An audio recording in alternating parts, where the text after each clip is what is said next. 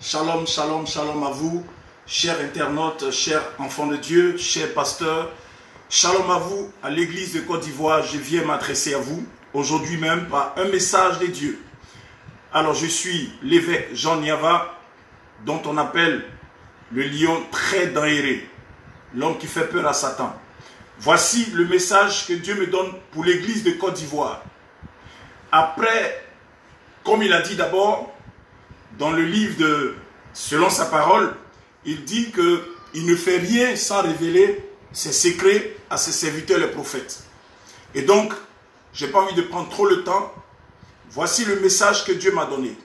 Après toute cette crise sanitaire, après toute cette pandémie qui est en train de décimer le monde, qui est en train de chambrer la population et la population mondiale, après cette pandémie, Dieu dit, et je précise que Dieu dit, il va apporter un réveil mondial. Un réveil non seulement mondial, mais un réveil surtout en Côte d'Ivoire. Cette nation va connaître une élévation. Et au niveau de l'église, les hommes de Dieu vont monter. Des jeunes serviteurs de Dieu vont monter. Des hommes seront remplis de l'onction. Dieu va utiliser des personnes de façon très prophétique. Il va utiliser le livre de Marc 16, verset 17, dont il m'a parlé. Il dit, voici les miracles qui accompagneront ceux qui auront cru. Il dit, en son nom, les malades seront guéris. Ils imposeront la main aux malades et ceux-ci seront guéris. Des gens vont prêcher l'évangile, des âmes seront sauvées. Des personnes vont opérer des miracles. Les paralytiques vont marcher. Les aveugles vont voir. Les sourds vont entendre. Les fous seront délivrés. Des femmes qui ne pouvaient pas enfanter vont enfanter. Il y aura un réveil extraordinaire en Côte d'Ivoire. Après cette crise, après cette pandémie, Dieu va utiliser les gens même qu'on ne croyait pas, des personnes sur lesquelles on ne comptait même pas. Dieu va utiliser les évangélistes, il va utiliser les prophètes, il va utiliser les pasteurs, les apôtres, il va utiliser les docteurs. Et l'église va connaître une croissance non seulement sur le plan numérique, mais sur le plan spirituel. Il y aura des choses extraordinaires. Et les gens vont dire, ça, c'est vraiment pas Dieu. Beaucoup de personnes vont critiquer. Mais plus les gens vont critiquer, plus il y aura la croissance, plus il y aura l'affluence. Plus Dieu va utiliser ses serviteurs, plus les gens parleront. Parce que là où le péché va abonder, la grâce va surabonder. Là où les gens vont critiquer, les gens vont parler, les gens vont dire, ça ce n'est pas Dieu, c'est forcément le diable qui fait ces choses, alors Dieu va faire plus grand que ça.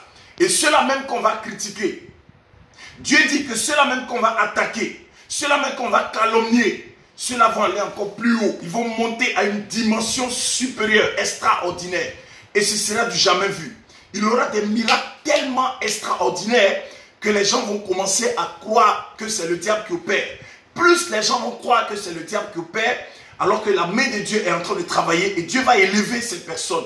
Donc, chers amis auditeurs, chers amis internautes, il y aura un réveil national, mondial, mais ici, je parle surtout de mon pays, de ma nation, il y aura un réveil national. Et ensuite, des personnes qui étaient beaucoup plus cartésiens, des personnes qui ne croyaient pas à l'évangile vont se convertir. Des gens qui ne croyaient pas en Jésus-Christ vont se donner à Jésus. Il y aura des personnes que Dieu va monter. Dieu va monter, tellement monter des femmes d'affaires, monter des hommes, des entrepreneurs, des chrétiens qui vont monter, des gens qui auront à bâtir, des gens qui vont construire.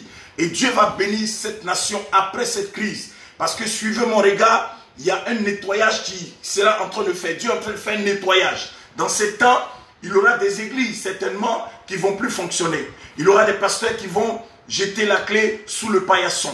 Il y aura des gens qui vont faire banqueroute, des sociétés certainement qui vont tomber. Il y aura des entreprises qui vont chuter. Mais après cet imbroglio, après ce méli-mélo, Dieu va élever la nation ivoirienne, mais ça va commencer par l'église. Ça va commencer par les hommes de Dieu. Et Dieu va bénir les pasteurs, Dieu va bénir les pasteurs.